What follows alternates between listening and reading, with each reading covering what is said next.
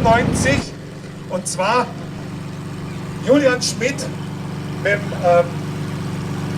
Replika mit den klassischen Lackierungen zur Ehren von Jim Clark, der seinerzeit, wo das Auto eben rauskam oder so gemacht wurde, 2008 zum 40. Todestag, und wurde genau in den Farben lackiert, die damals das Lotus-Team hatte.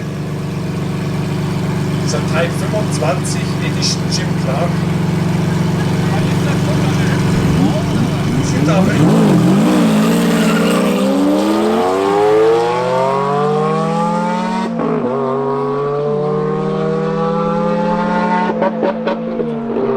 Begrenzer.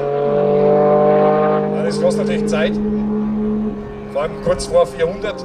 So lange im Begrenzer bleiben ist schlecht. Ja, ich will